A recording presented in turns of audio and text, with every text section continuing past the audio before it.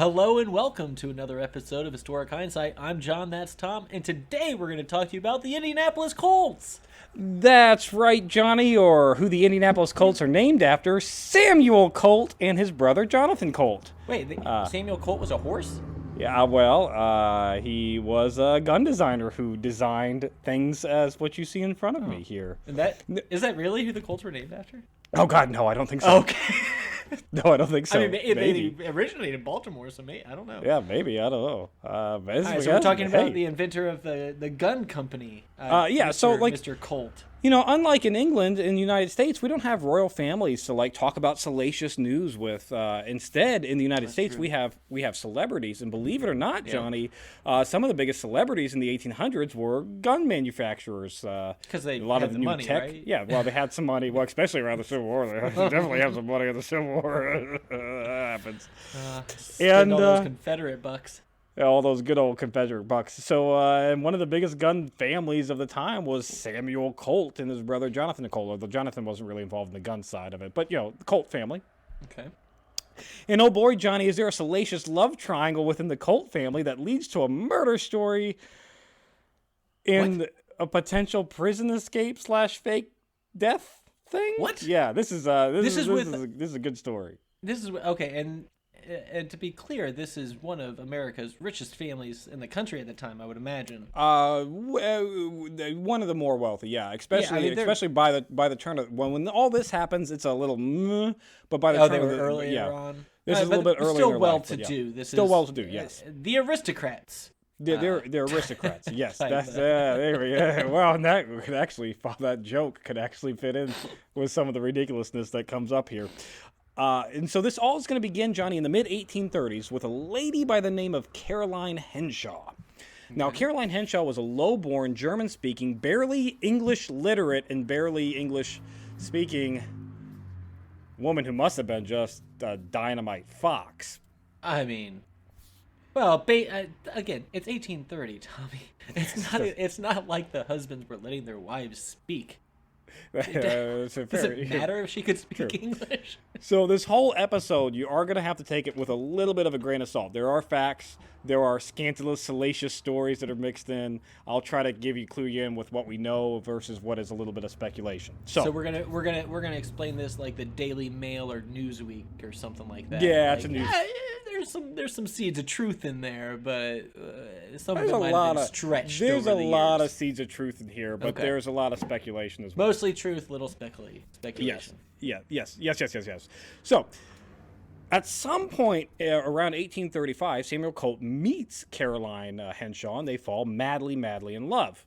The first story goes that he met her in Philadelphia and took her as his mistress, but I use that term lightly because he wasn't married, so... I was going to say, was he married at the time? No, he was not married at the time, so mistress is kind of, I guess, maybe because they weren't married and they're having sexual relations. I mean, there's the 1800s, and there's that whole, weird religious purity crap that was going on at the time. Right. Yeah, mistress was probably just like a slang term for hussy or something.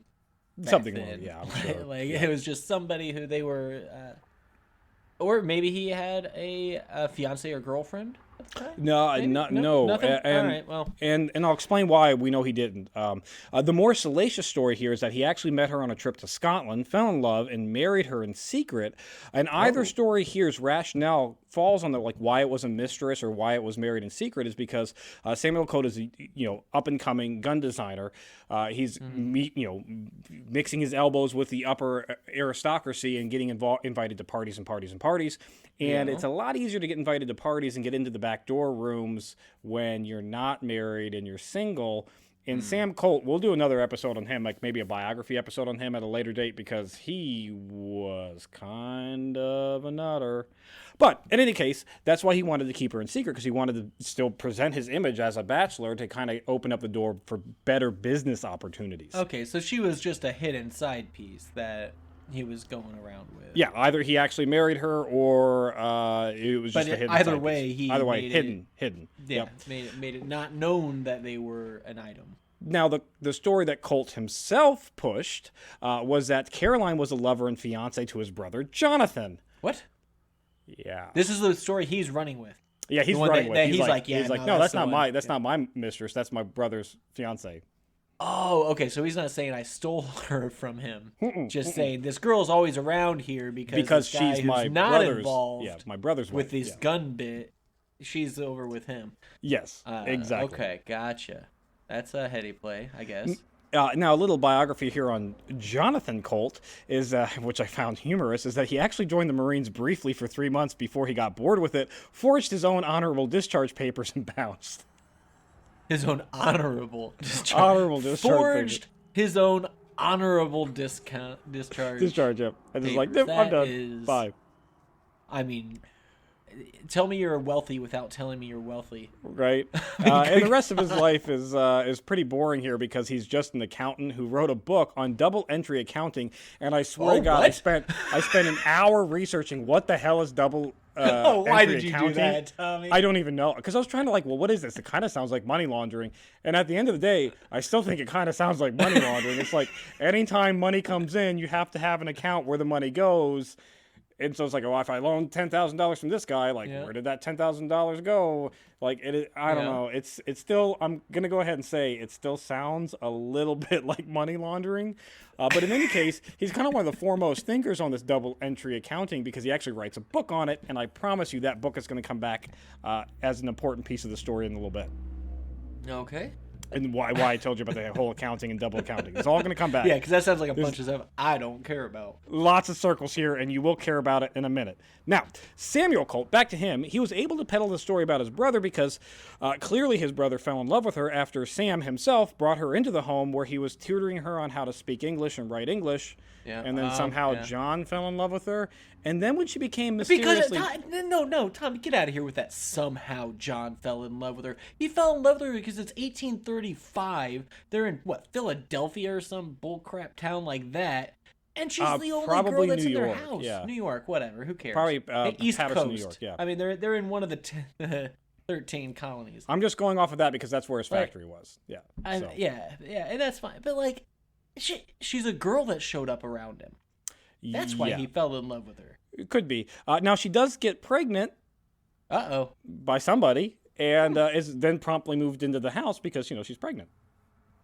Oh, it's a lot easier for everybody to just be like, oh yeah, that's John's wife, because again, premarital relations are a little salacious here at this time, and and John's on board with this. That's John's on board. He's like, yeah, that's my wife. He's fine with pretending, or maybe pretending. I don't even know at this point.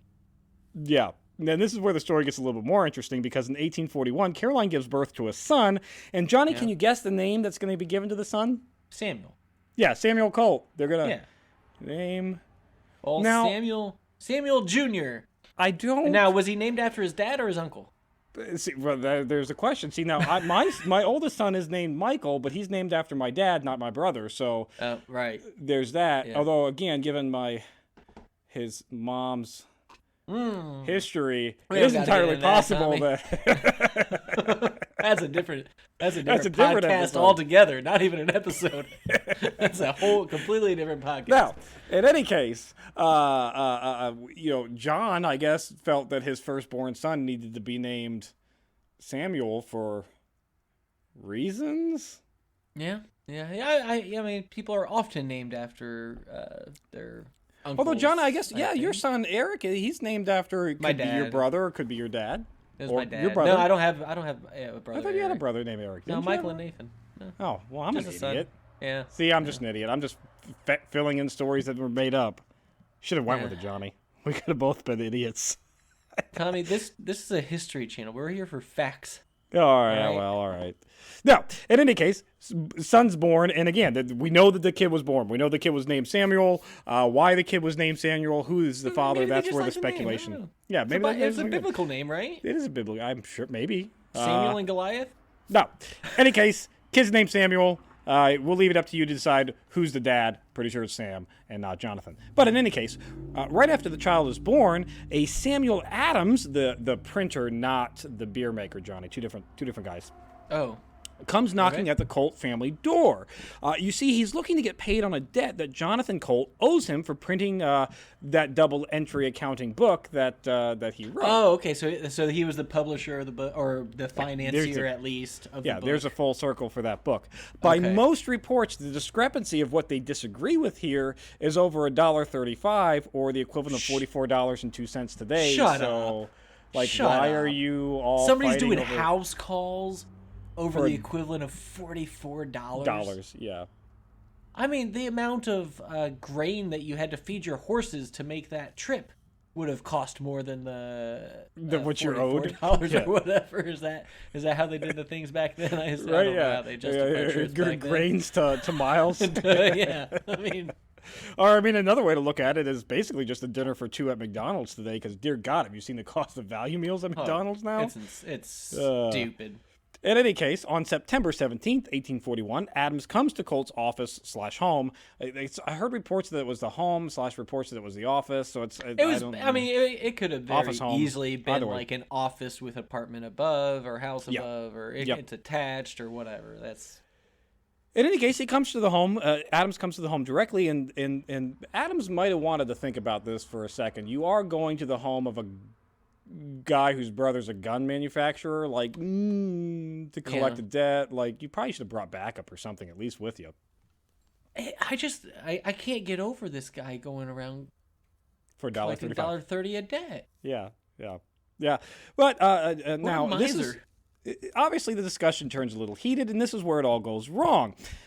John claims that Adams began attacking him and grabbed John's cravat, which is a necktie, and started to strangle him with his own necktie. And then what did John do? So John, in self-defense, mind you, reaches for the nearest thing next to him, which he says was a hammer, but according to court documents, it was a hatchet. Oh, shit. And then proceeded to hit Samuel Adams in the head 3 to 5 or 8 times. I'm sorry. At which point, it doesn't take 3 to 5 times to the head with a hatchet to make somebody stop attacking. The defense rests. Yeah, this dude straight up murdered his debt collector over $1.35. Yeah, and Adams definitely doesn't live. And you might be able to claim self-defense, like heat of the moment. Although, again, 3 to 5 times, a bit once maybe. 3 to 5 self-defense only works up until the point you are no longer in danger. But this is also whack, hatchet to the head, dude falls to the ground. You're no longer in danger. You don't have to keep.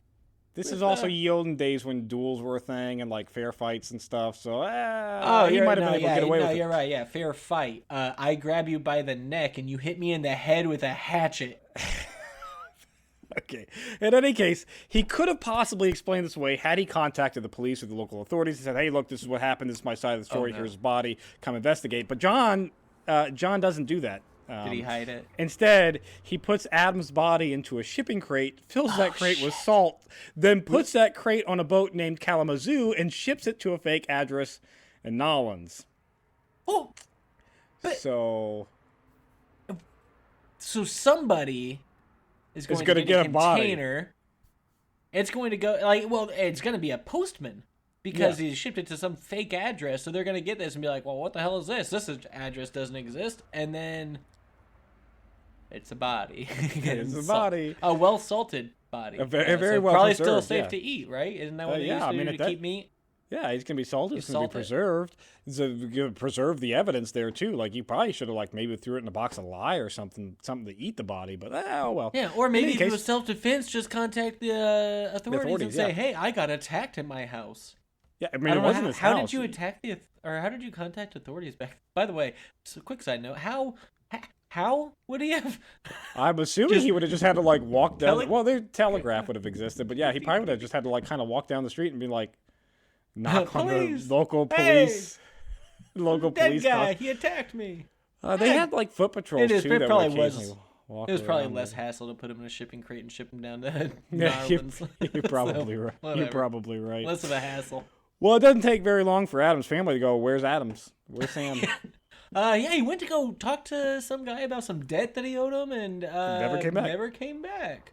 So they began putting, looking for him and putting up posters. And it's at this time that Colt's neighbor, Asa Wheeler, tells Adams' father-in-law that he heard an argument next door, looked through the keyhole and saw, and I quote, according to court documents, someone bending over something on the floor.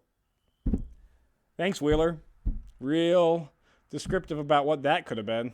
Okay, Tommy, he was looking through a keyhole. Fair point. Now, what do you want him to see? This isn't the movies. He wasn't looking through the keyhole with some $12,000 camera lens that's coming through and then like expanding everything. Yeah, it's some fair dingy point. Keyhole with candlelight. Now, Wheeler does take it upon himself to contact the office's landlord and gives him a fucking key for some reason, which I'm shady on that landlord for just giving your neighbor a key to the office.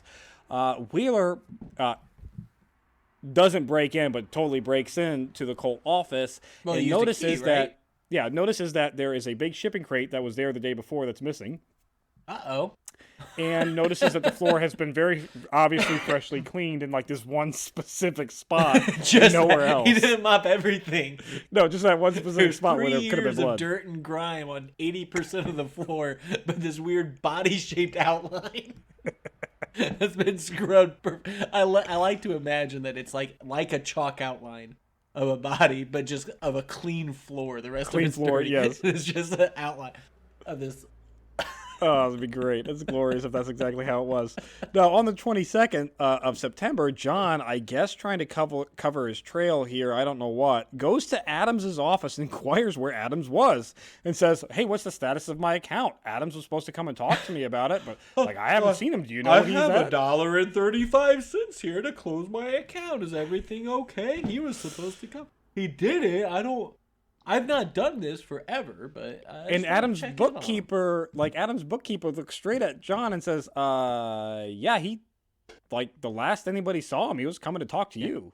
Yeah, straight up. In his like calendar office. book here, it says, go visit John Colt and get my $1.35 I'm owed. Yeah. Yeah. So John just stares at him, says nothing, and walks away. What was going on in his head? I don't know. He walks in there thinking, all right, I got to cover my tracks a little bit. He's probably panicking. He's freaking out, right? Yeah, he's freaking out. He's panicking a little bit. I got to get in there. I got to cover my tracks. I'm going to go up. I'm going to ask about the guy that I murdered with a hatchet and shipped to New Orleans. And then he calls him out on it, and it's just, bye. Right. I'll be back. I'm going to go work on plan B. Now, you just forget that I was ever here. Clearly thinking this was suspicious, Adam's bookkeeper takes the ledger of the debt, showing the debts owed, along with several witnesses that saw Adams enter Colt's office and then, not leave, and takes it to the police and mystery solved. Here you go. Yeah. Hey, cops, he did it. Now, that's enough for the police to go. That's something's fishy going on. Right, so yeah, that's at least what do they need? They need means, mode, and motivation or something like that.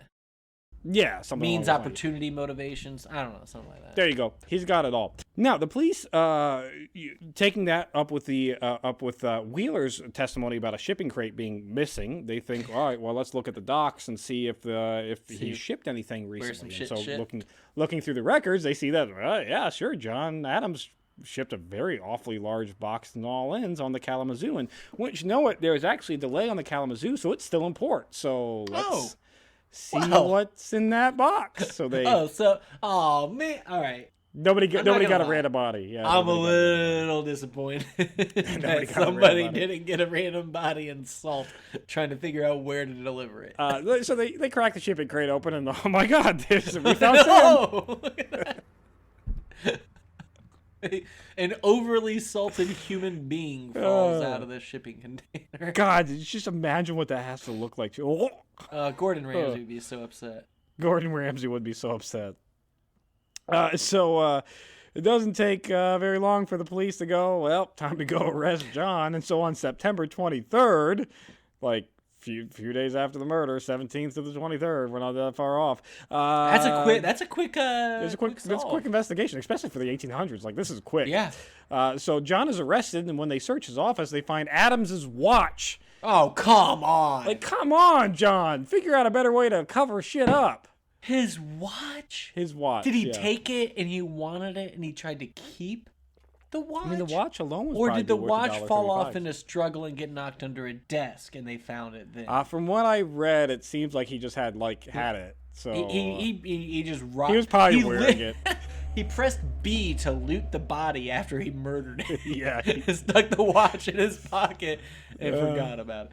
That's God, exactly what an idiot. That's exactly what it does. So this all leads to a trial, and I promise you the story is coming back full circle to Caroline and Sam. Don't worry. This is coming back full circle. Yeah, so far this is a murder mystery with John, the brother. Yeah. Oh, I know. Who owed $1.35 and killed someone over it. It's coming back. Don't worry about it. So during the trial, there was some speculation as to the murder weapon, and still to this day, we don't really know exactly what was used. Specifically, there was a small hole that was found in Mr. Adams' head, and at one point, the prosecution hypothesized that this was a premeditated murder by John, and that John had shot Adams in the head with a Patterson revolver, the very first Colt revolver that Colt had designed, which was would have gotten his hands on that? It's the design that Colt was producing at the time. Because these beauties are later. These beauties didn't exist just yet while this murder was going on. No. So, Patterson, revolver, suspect shot with it. Or at least that's what they think. And I think this was more of wishful thinking on the prosecution. They're like, Colt uses his brother's gun to murder somebody. Somebody wanted to use the smoking gun in a head. So, yeah, somebody did. But the problem with that... Now, it's okay, but he was also hatcheted, right? That's... Yeah, I mean, from what I've seen, his head was pretty friggin' mangled, like. But then they also, so they think.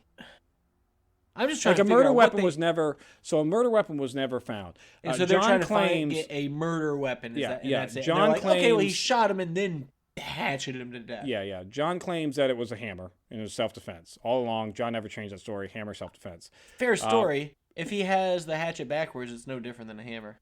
Yeah, prosecution claims, like, they go back from the gun to the hatchet. Now, the problem with the gun is that nobody heard a gunshot. So the prosecution tries to claim that if you cap the revolver and don't put any powder in it and put the ball on top, that ball will project itself out of the gun with enough force to kill, but not make the loud explosion gun sound. Now, wait, back up, rewind real quick. What does that mean? No black powder. So with the old cap and balls, you put black powder, the ball, and then you at the end here you put a little cap. Okay. So if you get rid of the black powder and you just put the ball in, the prosecution's saying is that cap has enough charge in and of itself. The explosion of that cap has enough pressure to push the bullet out of the barrel and into a human body with lethal force. Now the defense says bullshit. And anybody who's ever shot a cap and ball... Why would you need to put black powder behind it if the cap's enough? Yeah, that's exactly it. The prosecution, the defense goes, that's bullshit. And anybody who's ever shot black powder guns knows that's bullshit. Yeah, I mean, so the cap does have force, but not enough for lethal. And then I was gonna say I understand that the cap has charge, but at some point, all you're doing at that is hitting a spring-loaded lever into a ball and sending it's. Yeah, it's pinball, and so the defense with an explosive round. That's not going to kill somebody. No, and I want you to imagine this happening in an actual courtroom today. The defense, to disprove this, gets a hold of a Colt Patterson, puts a cap on it, loads it without the black powder and a ball, shoots it in the courtroom, and the defense attorney catches it in his bare hands and says, "Bullshit." That's amazing. Could you imagine that being like a courtroom today? Like, just whipping out a gun and being come on. But, shoot it at my hand and I catch it. That's a magic trick. That's pretty freaking cool. And also it goes back to it's literally just a pinball machine at that point when you don't add the explosive charge behind it. Yeah, you're right. So that story gets shot down pretty damn quickly, and that's when the prosecution goes back to the whole it's a hatchet thing kind of stuff. But again, a small hole in the head, ball peen hammer, which would have been around the office of a gun shop, Right. Yeah. At that point, I'm guessing they had. I mean, I know they'd had harder of a time figuring out what caused what. They didn't have all the Yeah, forensics and that's investigation and everything else. But even the if you're swinging a hatchet at somebody, however, even you catch it you with catch just it on the tip, you're gonna have a hole. It's gonna be a pinhole type, thing. So. Yeah, that's so. But in any case, I assume they didn't find a bullet. no bullet was found. And if there's not, which is the bullet would have to have gone through and through. Yeah. Yep. All right. But in any case, crappy Samuel prosecution, Colt, essentially. Samuel Colt actually pays for John Colt's brother's defense in stock in his patent arms manufacturing at Paterson, New York, which is actually a stock that's going to be completely and totally worthless in less than a year when it goes belly up in 1842. So he paid the defense attorneys with stock options. Yes, which are worthless in less than a year because the Paterson goes belly up. Rupee. Yeah, the Russian ruby. Whatever. Yeah, exactly. And so you work pro bono. Yeah, so they work pro bono.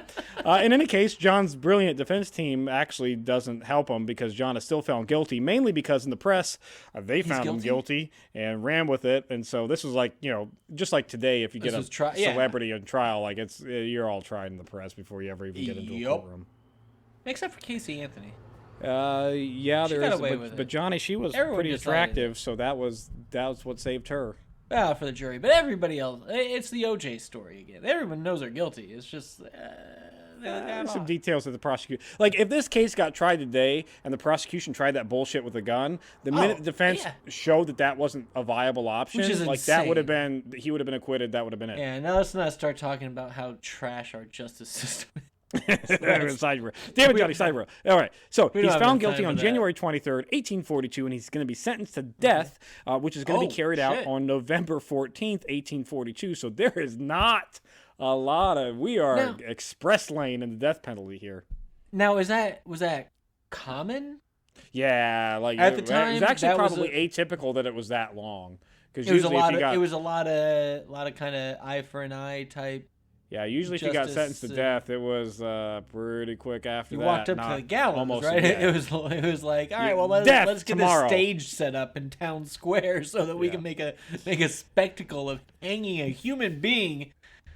But he does have his, just like today, there are appeals that have to go through, and his appeals kind of expunge and waste. Now, while he's waiting his death sentence to occur, he's given a luxurious cell with an actual bed, able to smoke Cuban cigars, allowed regular visitors, all thanks to his brother's bribing, lubricating politicians with stock options. Mm-hmm. Yeah. It must be nice to be rich and a criminal. It must be nice to be rich, yeah.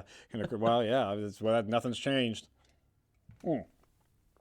Now, on the morning of his death, so on the morning of November 14th, on his death, he requested to marry his beloved Caroline, full circle, as they were already supposed to be married, but this whole murder trial prevented it, and they were supposed to do it before she gave birth to the little Sammy Colt, a la shotgun wedding style. But he murdered somebody in the interim, and here we are. Which his whole problem with that story is. So the son hadn't even been born yet by the time he murdered this dude and went to jail? No, the son was already born by the time he murdered the dude, so his whole story is fucking flawed. Okay. But in any case, being rich and lubricating the wheels of justice, they granted his request. So on the morning, Caroline and him are married in front of his brother and several other guests. Still sentenced to death. Still sentenced to death, yes. Still dying, but dying a married man. On his death day, he marries. And then on his death day, for several hours, he is left alone for a conjugal visit with his wife. If you don't consummate a marriage, what's the point of it? What's the point of it? And Caroline is going to... They already consummated it because she's had a kid. The baby, yep. Now, I guess it wasn't a marriage, it was just the... Caroline came in not covered head to toe, like all covered up like in black veils and stuff, like which would be appropriate mourning. But she's not covered like up like that on her wedding, at the wedding. But no, when she's getting leaving, married. When she's leaving the jail, she is covered head to toe. You can't see her face, can't see her hands, can't see nothing. Just a body in a black dress leaving the jail. And I tell you this because John was actually caught several times trying to escape the prison dressed in women's clothes. So, Oh, and by the way, while all this conjugal visit's going on and when she leaves, like as real quick leaving, question. Was she like 60%? Was it like taller when she left? And like maybe walking with a trench coat, doing a little like walking kind of funny. Now, when she's leaving the jail, Johnny, and I shit you not, catches on fire.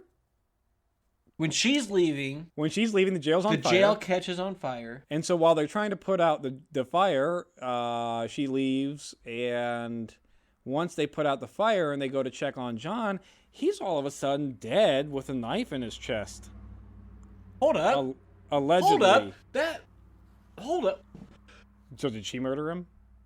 That's just not where I thought he escaped dressed as her. Well, see, here's the thing, Johnny. His body wasn't ever examined by a coroner. It wasn't ever examined by the police. It was just, oh, we found him dead, so we gave the body over to his brother, and they found a dead body in a cell. Allegedly. Had it been burnt? No, just dead body in the cell. And they just allegedly accepted it. That it was and then him. Nobody desired to, there was no legal court officials that desired to see the body, I guess, because they're like, when anybody came around to question this, they're like, oh, the body's already gone over to Sam, who had it disposed of already. So it's weird. So clearly in the newspapers, it took all of 2 seconds to be like, yeah, he totally just fucking fled out. Faked his own death. Yeah, but they ruled that his death is officially ruled a suicide. Did they account for the other? I have a lot. I have so many. I can't questions answer those that questions. Cannot be answered. And that's the issue. That's the thing. It is just awful. So these are the facts. These are the facts that we know of this whole story that I've told you at the point. Carolina Henshaw had a baby named Samuel Colt. Married someone. That's a fact. But no. She does marry Jonathan Colt on the night of Jonathan Colt first murders Sam Adams. Yeah, know that. Very badly and gets caught very stupidly. Yeah. They marry on the day of his execution. Sure. And officially, according to facts, he kills himself by stabbing himself in the heart. You know what? If I were to kill myself, that would be the way to do it. Especially if I were to kill myself in the heart. In a building that's already on fire. Yeah, it would definitely be. I'm going to stand here and I'm going to force myself to pull that into me with such force that I can get it in between my ribs and into my heart and kill myself. Yeah, absolutely the way that I would do it. Yeah. So it took all the newspapers all of 2 seconds to be like, yeah, he totally faked his death. This is actually going to be continued for decades, including in 1852 when a man named Samuel Everett claims that he saw and spoke to John in Santa Clara Valley in California and had actually met John previously, before John died. So it was like, this is somebody who potentially would have known who John actually was. And yeah, I met him as John in Santa Clara Valley in California, totally alive. Yeah, he totally just left and bounced. Yeah, I mean, what? This is what you do with money. That's what you do with money. Now, I could not at this time, if I just didn't take any things, just left my house, tried to go to some other state, I would be fucked. Oh, in a week. Even if I took all the money in my bank account. Not a chance. Right now, if I took what's in my bank account right now and just said, the hell with all the rest of my bills, right now, in my bank account right now, I don't know if I could drive to California. Oh, no, I couldn't get there. No. Yeah, it would be, I mean, it's just, God, the luxury of the rich. Story's not quite over yet, Johnny, because immediately after John's death, Sam Colt is going to send Clara back to her homeland of Prussia, and he explains this move in a letter to family, friends, all that kind of stuff. His actual letters that are still around, and he explains this as yeah, I'm sending her back to her homeland. That's where she belongs. That's where she feels comfortable. I'm sending her, and I'm not. I cannot stress this enough. She's not a fucking pigeon. This isn't speculation. This part is true.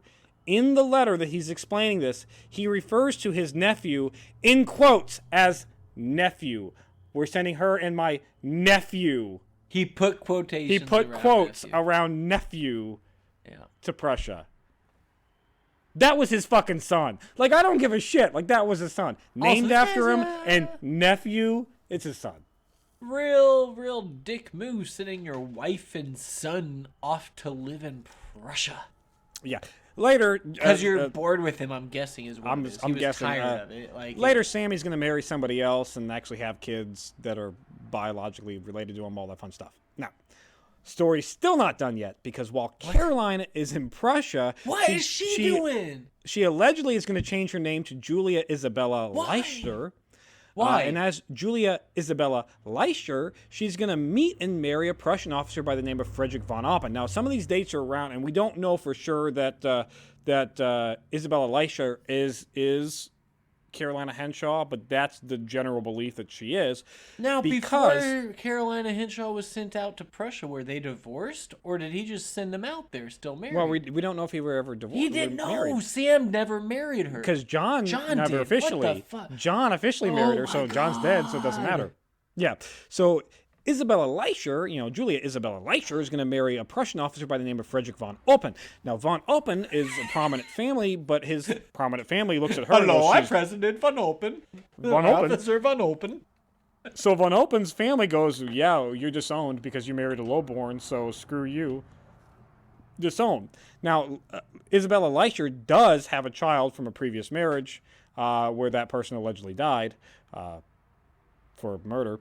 Anyways, family disowns him, and now Leicester is lowborn. Von Oppen's only surviving off of his low-level officer pay, the second lieutenant kind of officer pay, not very much money. So Julia Isabella Leicester writes Samuel Colt and says, hey, can you help us out? And Samuel Colt sends her $1,000. He sends her $1,000, which is the equivalent of $35,000 today. So you can't tell me that this isn't somebody who knows her, that's related to her in some way and has some type of guilt. Oh, I don't know, about having a fucking love child and sending her to Prussia. Like, maybe he just felt bad because his brother's ex-wife needed some money, and he's well off. He's well-to-do. He's doing fine. He can send her $35,000. Hey, y'all ever seen the Tindler Swindler or whatever? Yeah. It sounds a little bit like that. Like, I need more money. Let me do my thing. This money was for a business that promptly failed. But not to worry, after this business fails, Colt so she wasn't struggling. She wanted to open up a startup. Von Oppen wanted to start. So, yeah, and that wanted to start his own brewery. Yeah, probably. And when that business fails, Colt actually gives von Oppen a job working as the assistant agent for sales in Belgium. Okay. Von Oppen is going to work his way up the ranks through Colt's production company, or Colt's European end, and become the head of Belgium office in 1858. And by 1861, at Colt's death, von Oppen actually heads the London branch. So again, you can't tell me that there's some type of connection here of maybe guilt for Colt or something, because why on earth would he be giving some random woman's husband attention like this unless there was... It sounds to me like he's just a super effective salesperson. He picked himself up by the bootstraps, worked himself up into the company, and did it well for himself, Tommy. Like, wait, are you saying he got some sort of special treatment just because he was married to this person's illegitimate mistress raising their illegitimate son? And he felt like maybe he owed them something to not bring that up and not say anything about it, and so he allowed them to rise the ranks through his corporation? That would be crazy. That never happens. Business and jobs are about who is the most qualified for it and who can do the best for that business. Nobody is going to get up higher in the ranks based on who they are or who they know. That's no way to run a business. That'd be insanity. I really hope, Johnny, that everybody stayed tuned to the very end of this episode so they could hear your and on that note, I told you would love this story. The brilliant love triangle, murder, nepotism, randomness that is Caroline Henshaw, or Samuel Colt, what I'm going to title A American Love Story. That's it for this week in Historic Hindsight. Thanks for listening. Be sure to subscribe, rate, and review, and join us next week when we talk about women's health.